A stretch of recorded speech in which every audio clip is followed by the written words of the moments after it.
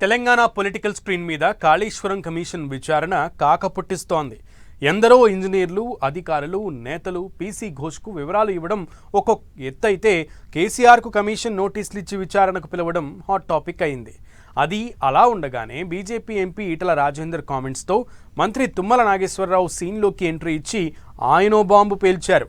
ఇక విచారణకు హాజరైన మాజీ మంత్రి హరీష్ రావు కాళేశ్వరం ఎందుకు కట్టాల్సి వచ్చిందో చెప్పి కమిషన్ను ఏర్పాటు చేసిన కాంగ్రెస్ ప్రభుత్వంపైనే కంప్లైంట్ చేశారట.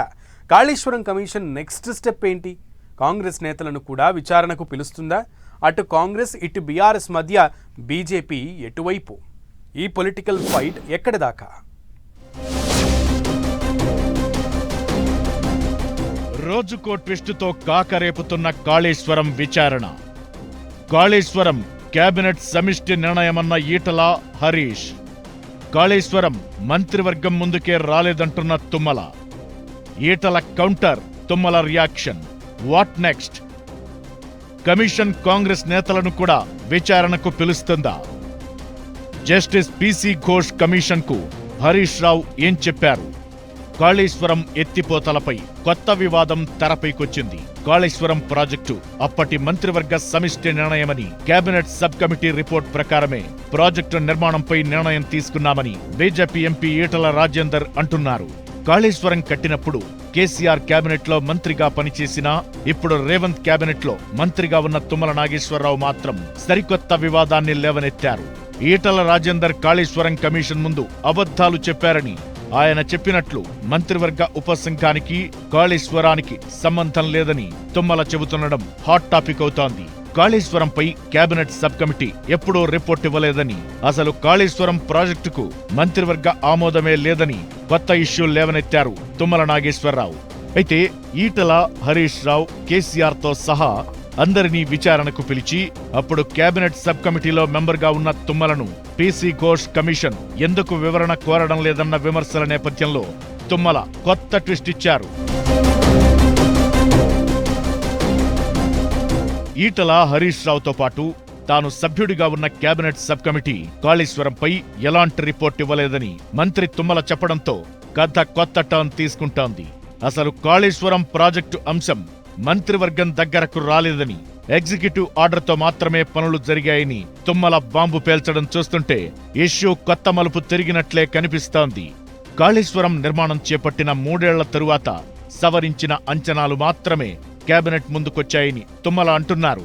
కేబినెట్ ఉమ్మడి నిర్ణయమని హరీష్ రావు చెప్పడం సరికాదన్న తుమ్మల దానికి సంబంధించిన జీవోలు, ఆనాడు కేబినెట్ సబ్ కమిటీగా తామిచ్చిన రిపోర్ట్లన్నీ తన దగ్గర ఉన్నాయని చెబుతున్నారు. ఇంతటితో ఆగకుండా జస్టిస్ ఘోష్ కమిషన్ తనను పిలవకున్నా వెళ్లి వివరాలిస్తానంటూ కొత్త చర్చకు తెరలేపారు తుమ్మల నాగేశ్వరరావు. మరోవైపు కాళేశ్వరం కమిషన్ విచారణకు హాజరైన మాజీ మంత్రి హరీష్ రావు కాంగ్రెస్ ప్రభుత్వం మీదే కంప్లైంట్ చేశారట. తాము కాళేశ్వరం లిఫ్ట్ ఇరిగేషన్ కట్టి ఎన్ని ఎకరాలకు నీళ్లిచ్చామో, ఈ ప్రభుత్వం వచ్చిన ఏడాదిన్నరలో ప్రాజెక్టును ఎలా నిర్లక్ష్యం చేస్తుందో వివరించారట. అంతేకాదు కాంగ్రెస్ ప్రభుత్వం కాళేశ్వరాన్ని కూల్చే కుట్ర చేస్తోందని, ఎందుకు పనికి రాకుండా చేయాలని చూస్తోందని కూడా చెప్పారట.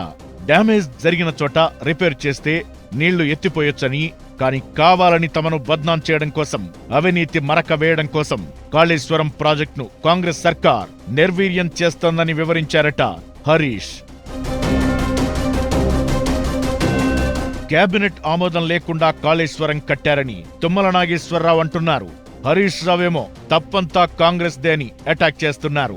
ఈటల రాజేందర్ అయితే కేబినెట్ ఆమోదంతోనే కాళేశ్వరం జీవోలొచ్చాయి, సబ్ కమిటీ రిపోర్ట్ బేస్డ్ గానే కట్టారని చెబుతున్నారు. ఈ పరిస్థితుల్లో కాళేశ్వరం కమిషన్ నెక్స్ట్ ఏం చెయ్యబోతోందనేది ఇంట్రెస్టింగ్ గా మారింది.